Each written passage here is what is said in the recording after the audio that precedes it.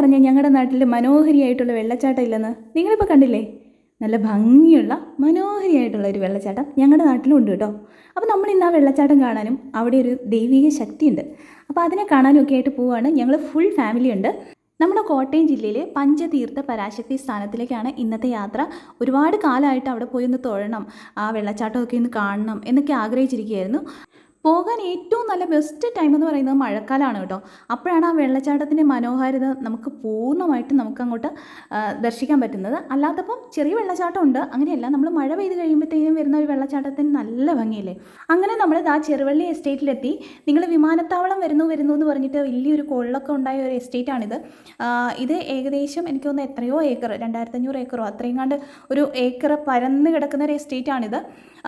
ഇത് നമ്മുടെ എരുമേലി ചേനപ്പാടി റൂട്ടിലൊക്കെ ആ ഒരു ഭാഗത്തൊക്കെ ആയിട്ട് വരും.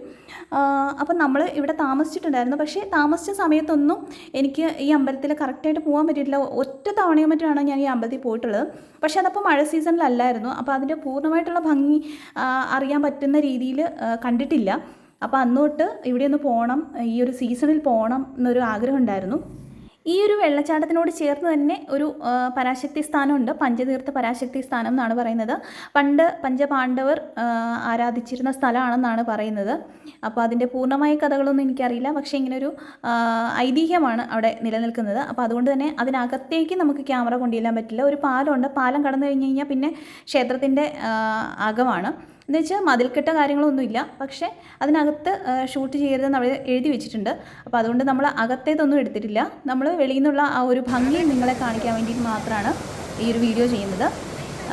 അപ്പോൾ ഇതാണ് നമ്മളങ്ങനെ എത്തിക്കഴിഞ്ഞു. ഇതാണ് ആ ഒരു എന്താ പറയുക, ആ ഒരു ഏരിയ എന്ന് പറയുന്നത്.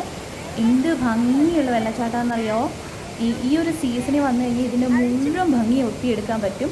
പക്ഷേ വരുന്ന ആൾക്കാരൊന്ന് ശ്രദ്ധിക്കുക, അവിടെയൊന്നും പ്ലാസ്റ്റിക് കാര്യങ്ങളൊന്നും ഇടരുത്. നമ്മൾ എവിടെ പോയാലും ശ്രദ്ധിക്കാതെ ചെയ്യുന്ന കുറേ കാര്യങ്ങളാണ് പ്ലാസ്റ്റിക്കും ചപ്പുചവറും ഒക്കെ ഇടുക എന്നൊക്കെ പറയുന്നത്. നമ്മുടെ എത്ര ഭംഗിയുള്ള സ്ഥലമാണെന്നറിയാമോ ഇത്. ഈ ഒരു ഭംഗി നിങ്ങൾ നശിപ്പിക്കരുത് പോകുന്ന ആൾക്കാർ. അപ്പം അങ്ങനെ ഞങ്ങൾ തൊഴാനായിട്ട് ഇറങ്ങി പോകണം. കൂടുതലായിട്ട് ഞാൻ പറഞ്ഞ് നിങ്ങളെ മുഷിപ്പിക്കുന്നില്ല.